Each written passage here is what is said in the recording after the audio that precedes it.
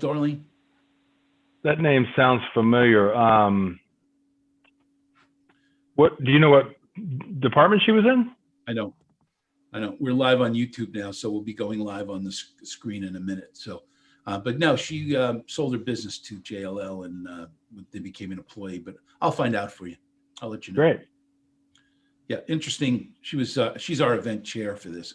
Done a phenomenal job bringing, a bunch of real estate people to. Rich, you're live. Great. Hi, everyone. Rich Berliner here, and we're doing our next panel. And this one is going to blow you away. This is a really interesting discussion for everyone who's in the retail space, the mall space, the wireless space. This is really going to be interesting. So I'm going to let everybody introduce themselves, starting with Geno, and then we'll go from there. But the title of our panel is Where's the Money? Creative Ideas on Replacing Your your retail lost revenue. Geno? Hi, hello everyone. Geno Coradini here, Dallas, Texas. I'm with JLL and lead our retail tenant representation practice for the U.S. I've been in the business for just over 20 years and happy to be here today to discuss with some of our industry colleagues what's happening in today's market, particularly in retail. Gotcha. Eric? Great. Eric Abbott, part of Northwestern University's School of Professional Studies, adjunct professor teaching consumer digital health, as well as American healthcare systems, actively involved with driving digital transformation in healthcare, and really looking forward to being part of the group. Thank you. Jade? Hi, everyone. My name is Jade Green, and I'm the CEO of CannaMLS. We're the world's largest online marketplace for buying and selling commercial properties within the regulated cannabis industry. We currently have over 4,300 listings on our platform that represent over $5.2 billion in aggregate value. And we're seeing a massive uptick in the number of properties that are being listed for cannabis use as legalization continues to sweep across the country. So really excited to share a little bit of information about my industry with you. Good, and happy to have you here, Jade. So Geno, we're going to start with you. So you work mostly with occupiers, tenants. We were just in prepping for this call. We were just talking about some of the stores that are near and dear to my heart that have gone away. But how bad is the retail retreat so far? And do you see it continuing or the trend turning the other way? That's a great question, Rich. And it's kind of a two different stories out there, really, and certainly a distinction between the have and have-nots. Obviously, many businesses that were deemed non-essential as COVID hit in the first part of the year around March, they were forced to close. Many have come back stronger than even before, particularly in home decor. And we think what's driving a lot of that is the work from home model that we're still seeing today as COVID cases continue to spike. Folks are looking at their homes and saying, hey, we need to get out and improve. Many of these retailers that are in that space were really struggling, just as anyone or any retailer might, being closed. So we're starting to see some improvement, and these retailers that are out there that are reopening, we're starting to see double-digit comp store sales, which is extremely positive. What's still out there and is of great concern is those retailers that maybe aren't today even paying rent or have deferred a lot of their rent into 2021 only to amortize it over the next 12 months. They're going to have a revenue level sufficient enough to cover that increased occupancy cost. So as we continue to work here at JLL to work with retailers specifically on driving down occupancy costs, on the other hand, their occupancy costs are only increasing because they've deferred so much rent into next year. So there's some challenges ahead, but we are encouraged by some of the businesses that are showing some good uptick relative to their revenue prompted by reopening. So you want to take a quick swipe at the mall owners here, not a swipe, but a quick comment on mall owners, Simon and Taubman merging, some of the others going out of, filing for Chapter 11 for reorganization, others just closing up and walking away and handing the keys to the bank. Talk about the malls too with that, with the health of those things. Are we really in some desperate times for the mall owners too? Malls have been hit hard, particularly call it the C and D malls. The A and the B malls with the higher line, if you will, of retailers, I think will be fine. We're seeing that luxury retailers, in many cases, are still seeing some decent revenue. I think it's encouraging to see some of the large mall landlords partner with retailers. And there's truly a stronger partnership out there than we've ever seen before.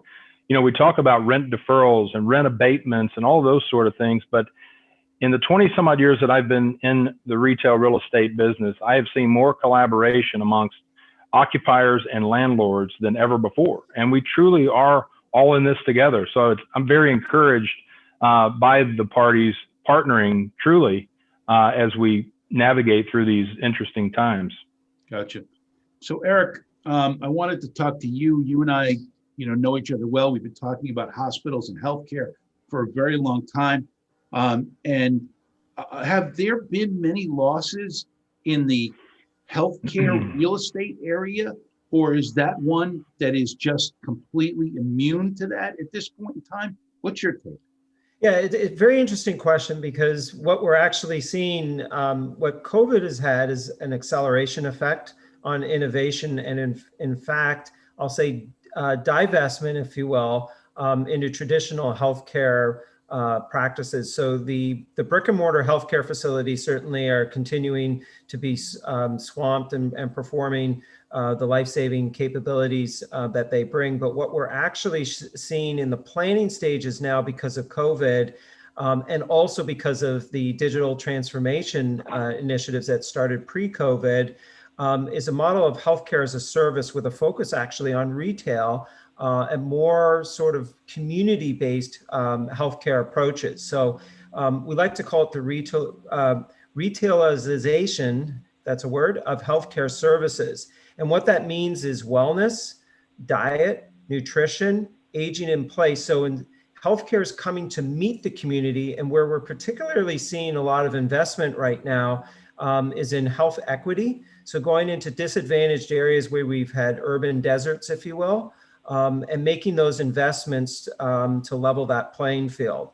The final comment I'll have is the use of telehealth, which is being largely deregulated as a result of COVID. And this is also having a reinforcing effect, so that in these community centers and repurposed retail areas, you could still have that quality engagement for low to mid acuity type of encounters. Gotcha. So one of the things you and I talked about in another setting was that you were aware of a hospital chain that was using connectivity and communications for COVID patients.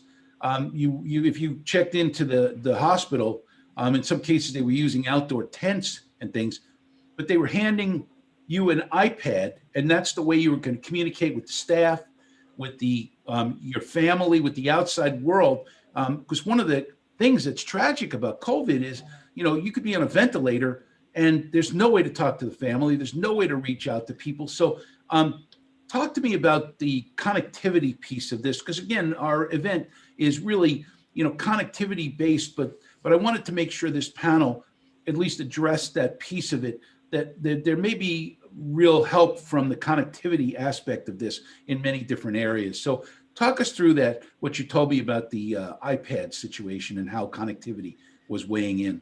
Absolutely. Again, what we've seen is actually, I would liken it to almost like an explosive growth in the demand for high-performing wireless capabilities in a healthcare setting. It's somewhat ironic that we took telehealth, which was envisioned for outside a healthcare facility, inside. And the use case you just described of using it for in an inpatient setting, being able to limit PPE utilization, but also have COVID patients be able to talk to their family members and so forth. One of the more recent, as in the current second wave we're seeing use cases, is how can we lessen or moderate ED crowding?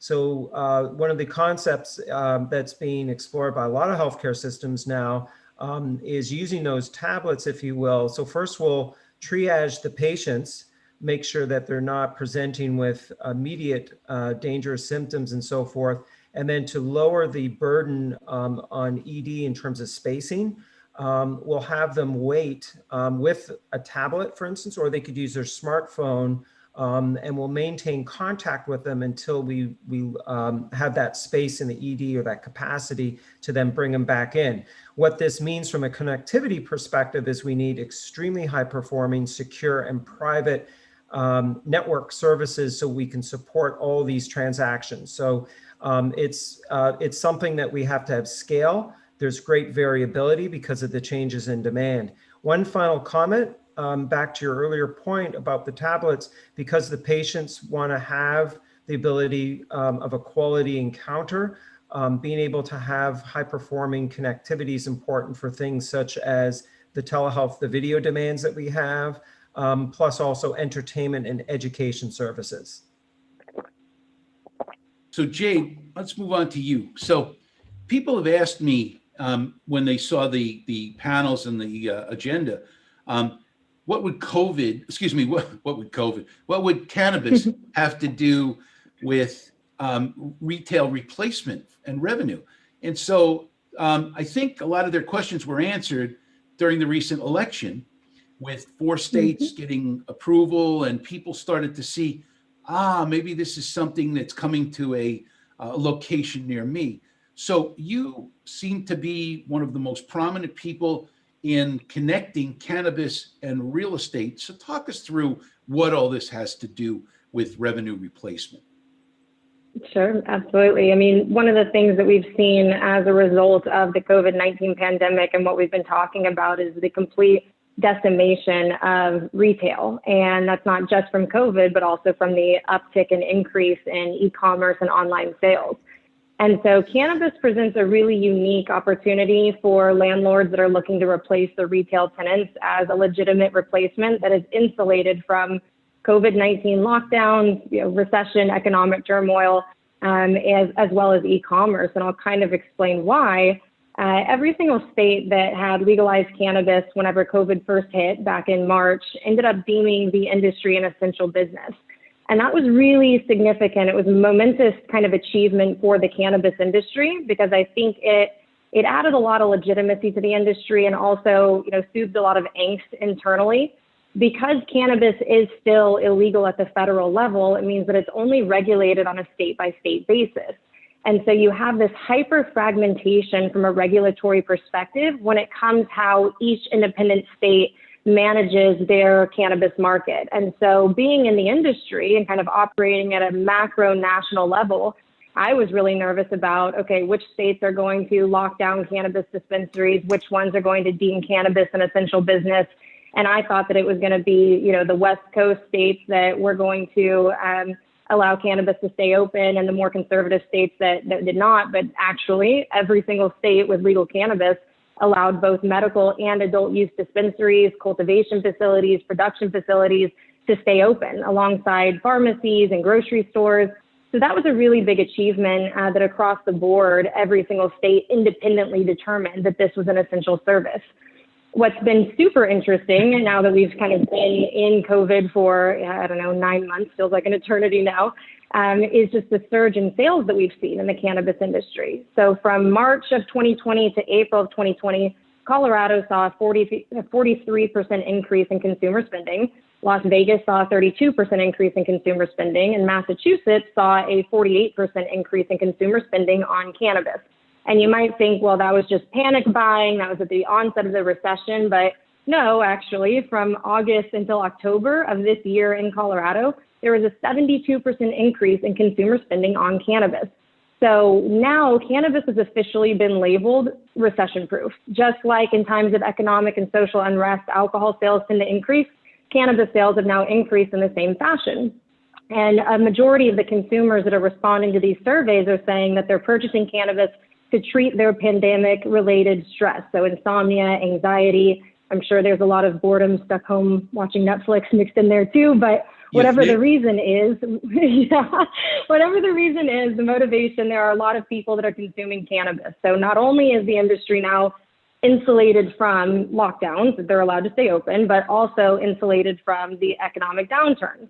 And this trend is not going anywhere, right? We're seeing that cannabis has a 14% projected CAGR through 2025, and over $30 billion in legal sales are expected in 2025. So you're absolutely right, Rich, when you say maybe cannabis is coming to a place near me. We have 35 states now that have legalized cannabis. 1 in 3 Americans live in a state with adult use laws, and 230 million Americans have access to cannabis in some form.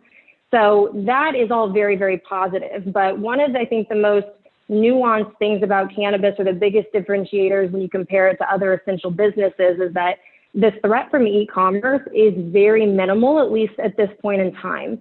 Because cannabis is not regulated at the federal level, it's federally illegal, but regulated on a state-by-state basis, cannabis is not allowed to cross state lines. So when you think about Amazon or traditional e-commerce, how much product is shipped across state lines from the manufacturer to the distributor to the end consumer. And with cannabis, everything has to stay in this self-contained ecosystem on a state-by-state basis. So you can't put product in the mail, even to go from San Francisco down to LA, it has to be driven, and you can't allow products to cross state lines.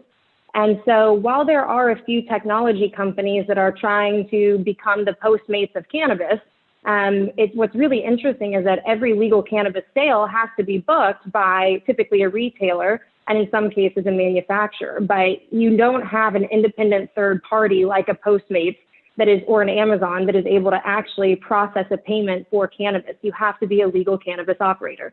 So the threat from e-commerce is really minimal in cannabis, in the industry, and so you're insulated from that threat as well.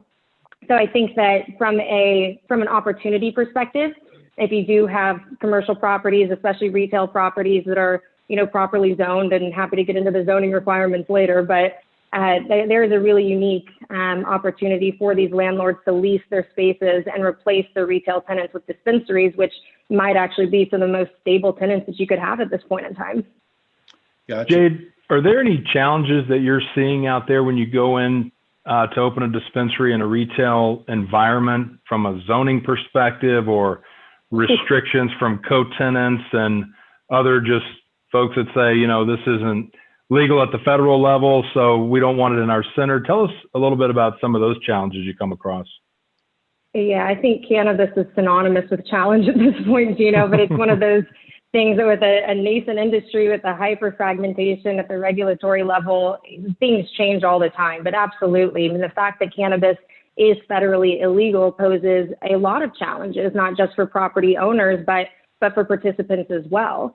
Zoning is certainly one of the most nuanced and most prohibitive restrictions that face the cannabis industry, because every state, again, has its own regulations for licensing, for zoning. The zoning typically happens at the municipal level, and you have specific zones that are where commercial cannabis activities are permitted. But then you also have what are called sensitive use buffers. So not only the specific zones where you can operate, but sensitive use buffers are a mandated amount of space that has to be between a cannabis operation and sensitive use parcels like schools, churches, daycares, parks, and every single city has different regulations for what those sensitive use buffers may be.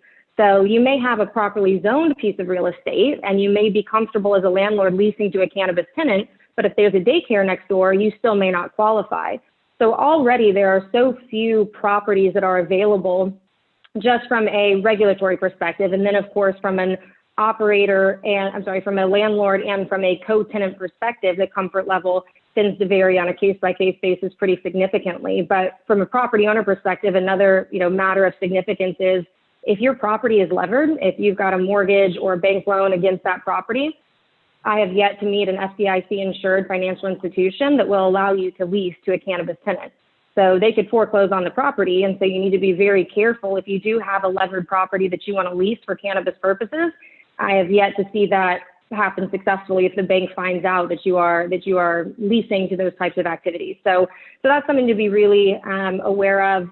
From a co-tenant perspective, it's actually kind of funny. We're just now getting some really good data in the industry about how cannabis affects foot traffic and traffic at neighboring businesses, how it affects property rates.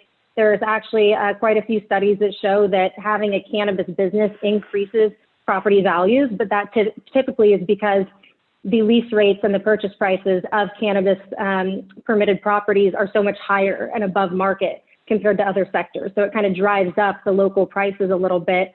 But there's also a lot of foot traffic. Now, on the other side of that, there is such thing as too much of a good thing, right? So we have a couple of clients that have retail locations in Los Angeles, for example, and it has increased traffic so much that the city actually has to shut down certain roads at certain points of the day because there are so many people walking and driving to that dispensary. And so it's a challenge for cities who don't want to give up the tax revenue, but still need to make sure that, having a very busy dispensary isn't posing any kind of threat to a neighborhood from just a traffic or safety perspective. But also co-tenants, they can be a little bit upset if the parking lot is suddenly full of people going to the dispensary and now their customers don't have, places to park. But again, as a property owner who may be interested in leasing to this sector, you kind of have to understand, don't underestimate the appeal of a dispensary. Again, e-commerce and home delivery is not a big part of our industry, and therefore most people do purchase in person. And we have stores in California that do $8 million a month in sales. That's a lot of people coming through the door. And so you need to make sure that if you are going to lease to a cannabis company, you don't underestimate how that traffic could affect the other tenants that you have in your space. So Geno, besides now the aspect of this new technology or this new aspect of business that we've just learned about, what are you recommending for clients when they come to you to talk about retail replacement? What's your discussion with them been of late? And is it, I'm saying this tongue in cheek, but is it everything from pack it in to wait it out? So what are you telling them? They're not sitting idle, and that goes for retailers and landlords. Landlords are looking for alternative sources of rental income. And as Eric alluded to earlier, many landlords that have been traditionally retail landlords are looking to, in some cases, to repurpose their properties, whether it's some sort of a medical use, multifamily. We're seeing a lot of landlords rethink the last mile, the fulfillment center. And these are big national landlords that we work with on a daily basis all around the country. Because with the rise in e-commerce, those businesses that are the large leaders in e-commerce are wanting to get closer and closer to the rooftops. And so that last mile is something of consideration. And then on the retailer side of the house, retailers are starting to get very creative. Walmart, with nearly 4,700 or so locations across the U.S., they're looking to have e-commerce inventory, if you will, in their stores. You're seeing that with Best Buy. You're seeing that with Bed Bath & Beyond. So not only are landlords looking at ways to repurpose their real estate, their shopping centers, retailers are also saying, how can we generate more revenue out of this box than those customers that are just walking through the door on a day-to-day basis? Gotcha. And are there any sort of things, obviously you don't want to share the secret sauce potentially, but are there any things that have come up of late that you're seeing that a lot of people haven't thought of yet? Obviously we've heard anecdotally of Amazon wanting to take over a mall to do a distribution center. We've heard about medical. We've heard about some of the other things. I've heard of a mall basically selling to a company building houses on the property. And any other great ideas or interesting things that you've seen come out of late that we haven't talked about? I think what's interesting about it, you can't just flip a switch. It might not be as challenging as Jade was describing with cannabis, but it's not as you can go. It's not just as you can go into a retail shopping center and say, "Wow, this would be great for a fulfillment center, a distribution center of sorts," because there's so many things to consider. The local municipality is going to have to forego the sales tax dollars that were once generated from that retail shopping center by selling product. You have the potential for more industrial type traffic moving product in and out. And so think about your local grocery that might be, within less than a mile of your home. And now you have all this traffic. It's not the the nicer looking grocery center that it once was. It's a warehouse. It looks like something perhaps that should belong in an industrial park.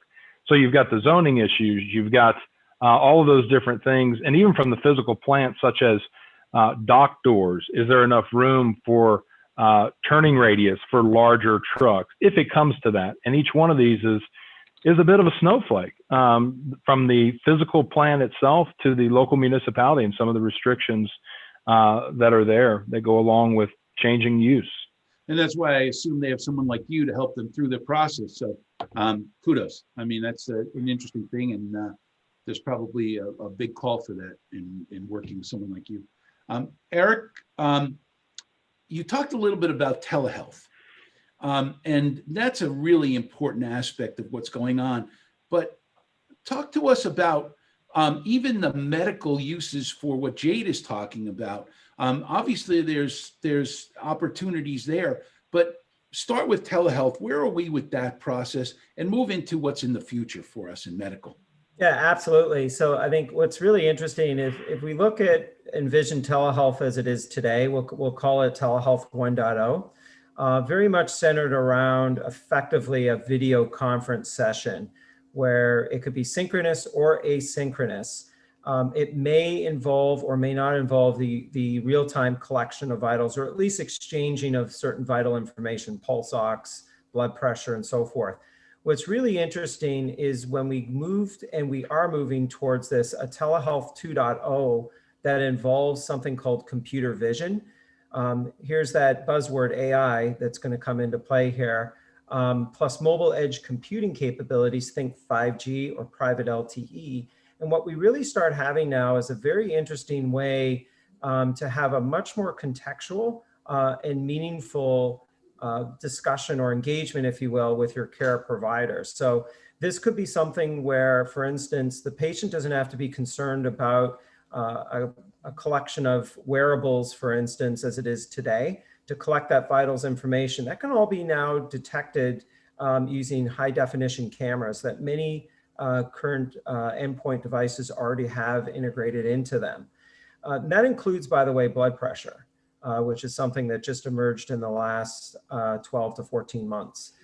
So while you're having the encounter, all this information is being exchanged, so you have a much greater or richness with your care plan. In addition to that, we can now start to envision things such as activity monitoring in real time. So for instance, the physician may say, please get up and walk around the room. Now the AI and the physician, in what's called an augmented capability, are being able to do evaluation. And what we're finding in the research is that combination, we'll call it the empathy or the ethical component that's contributed by the physician, plus the objective analysis from the AI based on very, very large data sets, is able to yield some incredible insights into your level of acuity.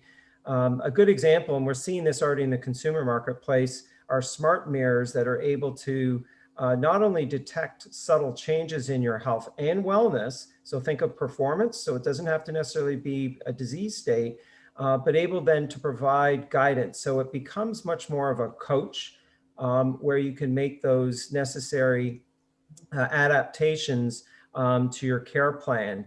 Or if, again, in the case of a wellness, what you're doing. So it becomes very much what's called a connected care initiative. And the federal government has already launched this. I believe in the next couple of weeks, we should see some decisions from the FDA as a result of this, of what connected care means. So telehealth has moved from really being sort of an abstract part of the industry into mainstream. Again, COVID has played a large role of this, or in this rather, but we'll start to see the momentum building, especially as Internet of Things becomes much more pervasive in homes, where we're able to do diagnostic monitoring, including things such as your sleep patterns, your eating patterns, your waking patterns, how many trips to the bathroom.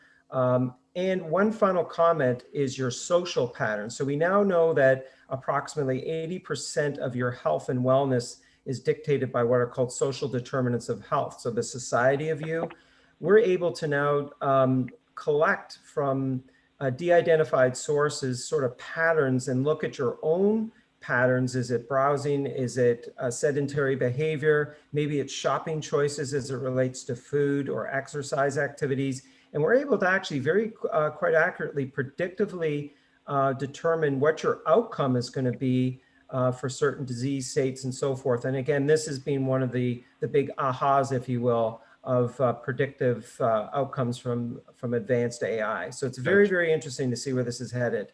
Good. So I've got some follow-ups to that we'll do after, but I wanted to get back to Jade. Jade, the name of the company is CannaMLS. I assume that MLS stands for multiple listing service. Am I right or wrong on that one? And how does that fit into what you're doing for your clients in terms of where they can move, what the real estate situation looks like, how they could buy a building, how they raise money for that? Talk us through what your CannaMLS means. Sure, happy to do that. So CannaMLS is a multiple listing service, and we do have buyers and sellers and brokers across the country that are listing their properties or listing properties that are already licensed for commercial cannabis activities for lease or for sale. One important thing to know about cannabis is that in order to operate in the legal cannabis industry, you have to have two things. The first thing is you have to have a license. So think about that like a liquor license or a taxi cab medallion. You have to have a license, and they're really hard to get. So each state or jurisdiction, like a municipality, will have its own regulations for how those licenses are awarded, when they're awarded, to whom they're awarded, and then where they can operate once they are awarded. And it's a finite number that are issued. So a city might say, okay, I'm awarding 10 dispensary licenses, or a state like Florida may say, I'm awarding 22 licenses for the entire state. And so it's very nuanced, and it kind of varies on a state by state and then a city by city basis. But once those licenses are awarded, they're awarded through a highly competitive merit-based application process.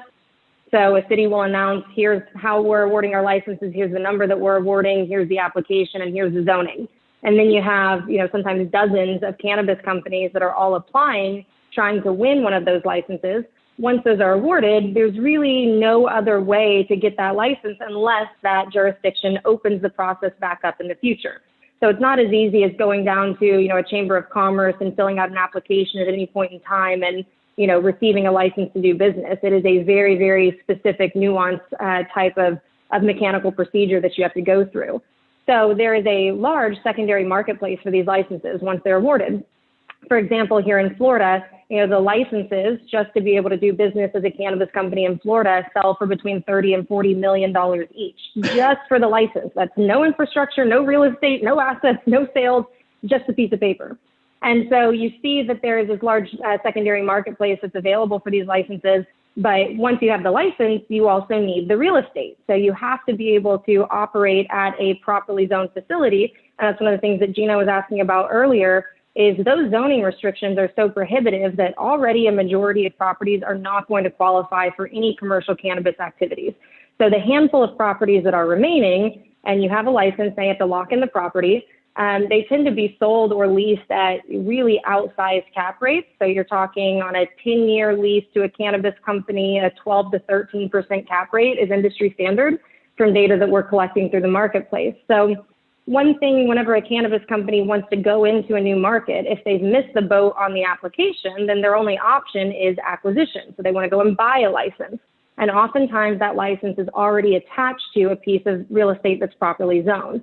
So just like on a development project, if you don't want to wait, get something zoned, get development approvals, you would just want to go and buy a site that's development ready. That's kind of how a lot of the transactions on CannaMLS go, is that somebody has already gone through the process of identifying the real estate, of winning the license, and then as long as you meet the state or city requirements for owning that license, you can purchase the company that owns that license, and now you are the rightful owner of that cannabis operation.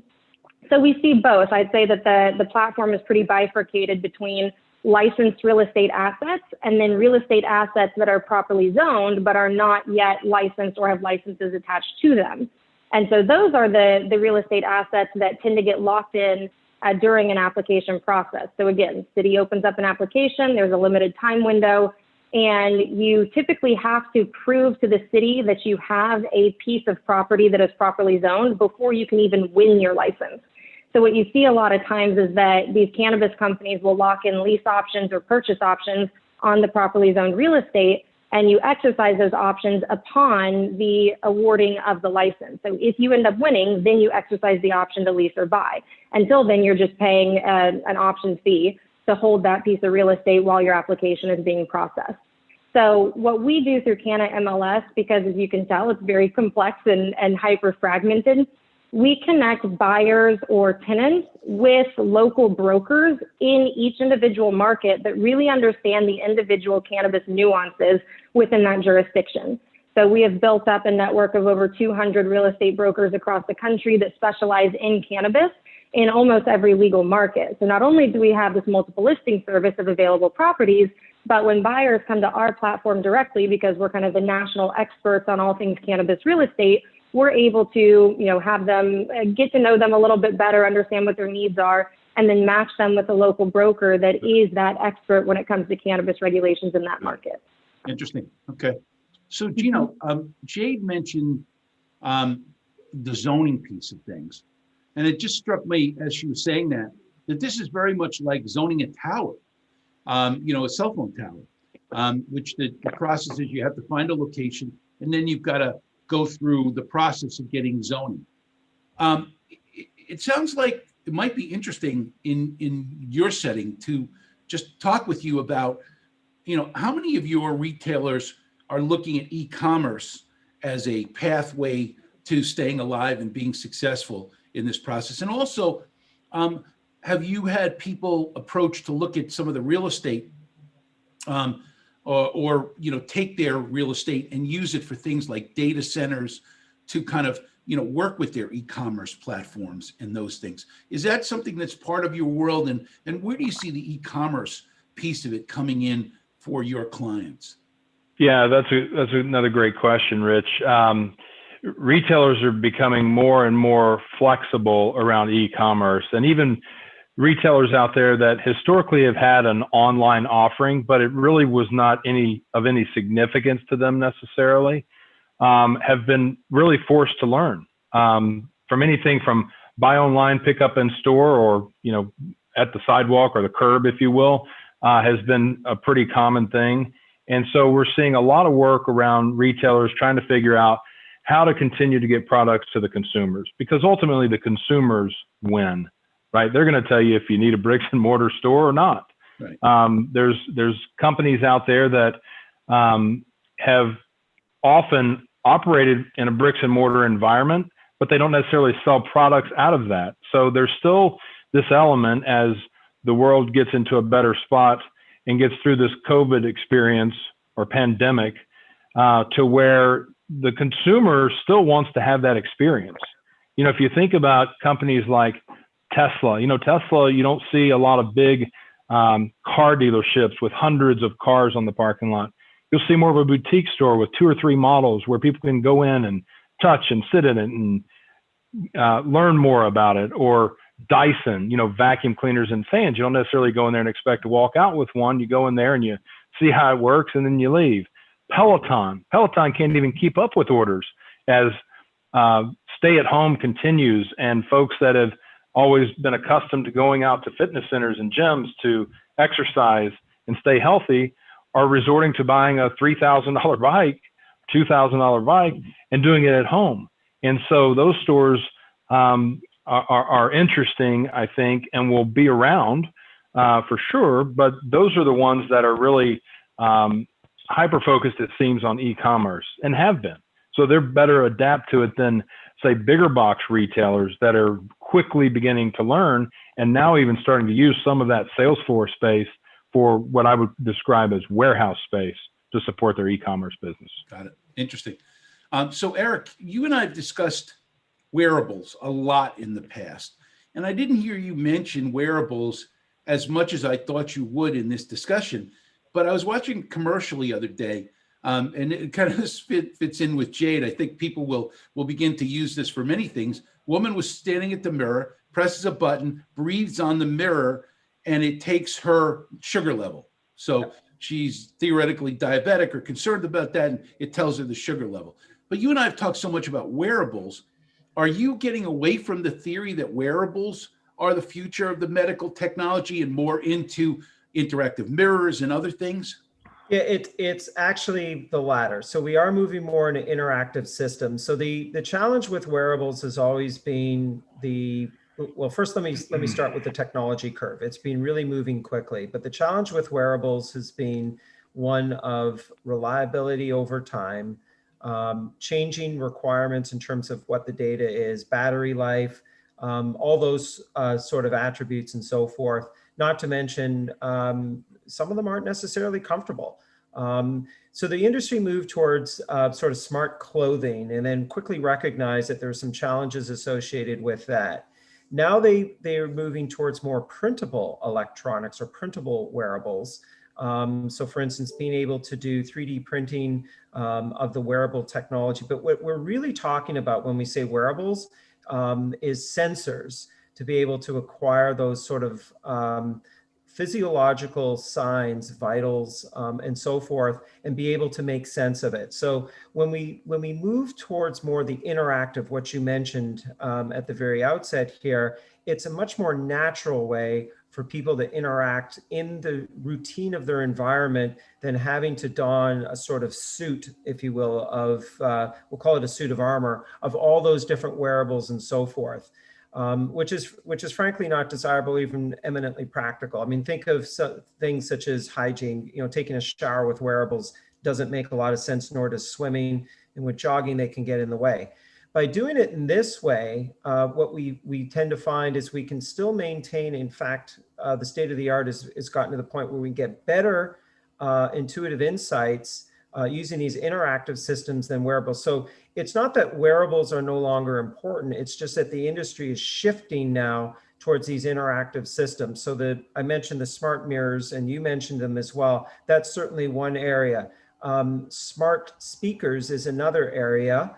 Another are what we'll call smart sensors. So this could be sensors underneath, for instance, a mattress pad that's able to detect your breathing rhythm with an extremely high degree of precision, your breathing rate, and yes, even your pulse ox from underneath your mattress. And of course, you know, the computer vision I mentioned with the high definition cameras. So, you know, the future certainly is going to move one towards that. So the wearables, think of it as just evolving into a different way to do the data acquisition rather than something you actually physically wear. Gotcha. And so the opportunity to kind of connect all the dots for this panel and look at things like the move to e-commerce, the ability to do, you know, sort of telemedicine and telehealth, and the ability for people to use legal cannabis, and again, especially when it becomes federal law someday. Jay, do you think there will be an opportunity that there will be e-commerce in cannabis at some point in time in the future? And does that hamper or help your efforts in this situation? I just, as an anecdote, I looked out in Vegas when I was in a hotel recently, and the Vegas dispensary is humongous. It's a block long. It's a huge place there. Do you see e-commerce interrupting the dispensary move here at some point in time, or is it always going to be dispensary based with a DoorDash kind of situation? Yeah, great question. And I wish I had a crystal ball, but I think that eventually e-commerce will disrupt all retail, including shopping at dispensaries. And I think that it'll happen at the moment in time where product can cross state lines. Again, right now we don't have access to interstate commerce as an industry, so everything has to be grown and sold within a specific state. But it doesn't really make sense for a cultivator in New Jersey to have to grow cannabis in New Jersey and sell it in New Jersey. I mean, a majority of American ag is obviously not in the northeastern states. So eventually, I think that cannabis will be produced in the states where it makes the most sense from an environmental perspective and then shipped across the country, which means a lot of e-commerce distribution and sales. But I think that we're a ways off because that will, I believe, have to happen at the same time that there is federal regulation. And I think we're still about 3 to 5 years away from that. And then I think that there will always be a demographic of consumer that wants to shop in person.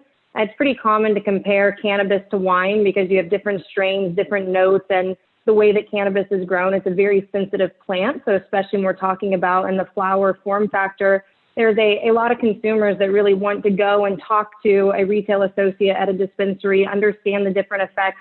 There's over 400 chemical compounds in the cannabis plant. And so it really is a very complex plant, and CPG, I mean, it's going to take over the industry, I believe, but at least in the immediate term, there's really not an opportunity for e-commerce to disrupt cannabis. But I do believe that, like all traditional retail, eventually everything with cannabis is going to normalize. Cap rates are going to come down, zoning requirements are going to be less restrictive, banks will be able to get involved, and e-commerce will start eating into the market share of dispensaries. I just think we still have a 3 to 5 year window before we really see those effects take place. Right. Well, we talked a little bit about it. Reminded me of zoning towers, which has been a nightmare, all through the process for the last 35 years to get tower zoned. And I don't see that process is going to get any easier. It hasn't gotten easier in the tower space, and I don't see it getting any easier in your space anytime soon either. So for what it's worth, I think the opportunity you have to show people where they can put dispensaries, where they can put grow centers is fantastic. But so I wanted to loop around to Geno and you, Eric, too. Geno, I don't want to live in a world where there are no stores. I don't know what is my weekend like? My weekend is errands, going to Costco to get gas, to do my laundry, and to do other errands. My Sundays are usually spent doing things like that, store-based things with the family. I don't understand how people can be short-sighted and look at e-commerce as the way they want to buy when one day they could wake up and there are no stores left to go to. I mean, isn't that got to be part of your thinking with this, that this may come around in a circular motion and come 180 degrees at some point? Are you seeing people thoughtful of that and kind of looking at that as the logical process here, or people are just down in the mouth saying, it's over for retail? No, that's interesting perspective, because there are a lot of uncertainties out there, and let's face it, even pre-COVID, e-commerce was on the rise. Grocery stores had started playing with it, from ordering online to drive up and pick up your groceries. Amazon was alive and well pre-COVID, Walmart, Target. But COVID has certainly increased and accelerated the growth of e-commerce. But the consumer still enjoys experiential, to feel, to smell, to get out and socialize. And that's what's going to drive the continued desire and need, if you will, of retail shopping centers, bricks and mortar. E-commerce is going to be just fine. And it's great to provide somewhat of a safe haven. I mean, thank goodness it's here and we can still get products delivered to our homes in a safe manner. But once we get through this COVID pandemic, people are going to want to get out. People are getting out right now because they just can't take it anymore. And that's why we're seeing these spikes. The consumer wants to get out and have fun and socialize and see people and go have a glass of wine and eat dinner out and go and look at different products and those sort of things. So even as we sit here today, and even pre-COVID, there's been a great increase in e-commerce, but we're still seeing, generally speaking, more sales dollars, if you will, go through bricks and mortar. And I think that will continue once we get past this pandemic. Yeah, and look, the bottom line is it's got to happen. It's a societal, if what happens is societally, we just decide that we don't want to go out anymore and we want to have everything delivered to us with either DoorDash or, our cannabis delivered or, whatever it is, it just sounds crazy to me that this doesn't have a snapback effect when COVID is over, that people go, all my stores are gone. This is ridiculous. I'm going to open a store. I'm going to open a restaurant. I'm going to open, a retail space of some sort. I just think it's gone too far. And Eric, that takes me to you. I don't want to go to the doctor at all, but I certainly don't want the guy telling me to turn my head and cough on camera. So, the bottom line is that is telemedicine going to be something that's temporary and is just a substitute for being able to visit the doctor now? or is telemedicine really the future for all of us?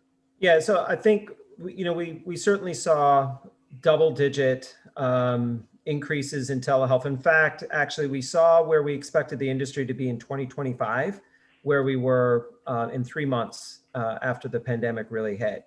The numbers did decrease, though. Interesting enough, to the points that everyone's talking about here. People want to have a relationship with their physician. So I think to answer your question, it has its place, but it's not ubiquitous. The state of the art of medicine, if you will, is such that you will always have the need for the foreseeable future of brick and mortar healthcare. No question about it. And in fact, when you look at collaborative care models and so forth, and some of the advanced technologies, including robotic surgery and other capabilities, it has to be for cost reasons, but also for liability reasons within the domains of a healthcare organization. One of the other things, though, I think is interesting with, we have to get out along this theme, we're seeing a horrible uptick in behavioral health issues. And we're seeing it actually manifest itself, as particularly in EDs, where there's been a lot of violence and so forth, just because people snap.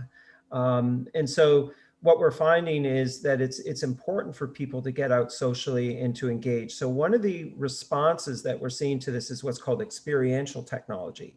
So to finish your question on telehealth, yes, it has its place, but will it be exclusively the domain of the future? No.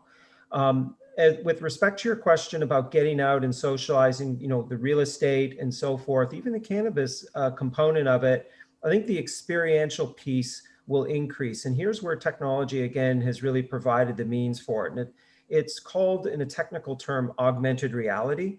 But the ability to experience something in the combination of both the physical real world domain, but also the virtual domain and so forth. So if you see something you like, let's say it's a fashion bit of clothing or so forth, you're able to visualize what it looks on you and then purchase it, things like that, or have drone delivery of it.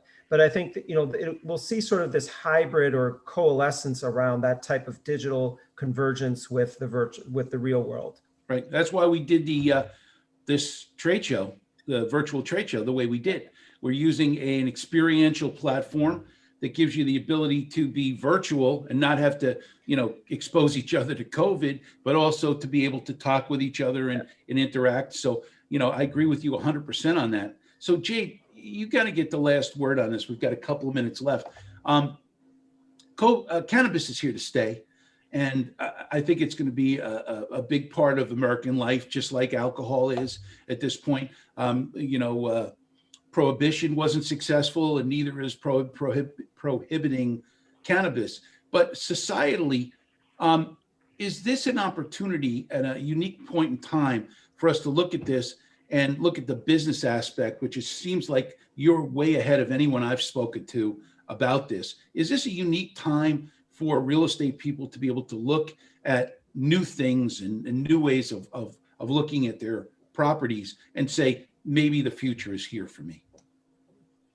Yeah, absolutely, Rich. I think that, and it's a great way to end the panel, honestly. This is a very unique opportunity in the real estate market. And there are a lot of challenges. I mean, it's nascent, it's new. The sophisticated cannabis industry has really only been around for the last 5 years, and everything is still occurring on a state-by-state basis. So if you wait 3 to 5 years, whenever there is some kind of federal legalization and the zoning has become less restrictive and licenses are more readily available, and even more states have legalized cannabis, either medically or for adult use or recreational, then I think that it will be easier to get involved, but the lucrative opportunities or the window of opportunity to really generate those lucrative returns is also going to shrink, right? Part of the chaos or the challenge that faces the cannabis industry right now is what creates the opportunity for those who elect to participate currently.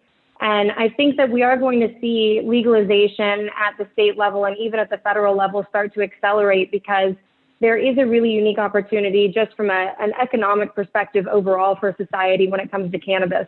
Because cannabis cannot cross state lines, it must be made in the state in which it's sold, and that means that there are a lot of jobs that are created. Actually, cannabis is the fastest growing job sector in the United States. We have 240,000 full-time domestic jobs for the cannabis industry right now, and you can't outsource any of that overseas or otherwise. So it's going to create a lot of opportunity, not just on the real estate side, but economically overall.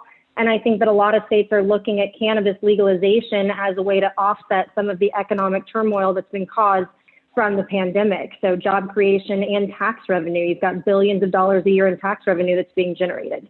So I would say absolutely, if you happen to have a properly zoned property right now and you want to get comfortable with a cannabis tenant, we're more than happy to help you. But even looking at the fact that this isn't going away, cannabis is coming to a town near you, it's coming to a state near you, and it's going to be here for the long term, but in a way that's very positive, both on society and on, economically. And so I think that if you are open to getting involved early on, you can really take advantage of the lucrative opportunity and prepare yourself for what's inevitably to come. Well, on that note, Geno, Eric, Jade, thank you so much for doing this. I got to tell you, very, very interesting stuff. And Geno, let us know how it goes when you talk to the first client about the potential here. So get back with us. But Eric, thank you for your insights on the medical aspect of it. And Jade, thank you so much. Appreciate you doing that teaser with me the other day, and also for your insights here. You guys were great. Thank you so much for being with me. Thank you. For having us.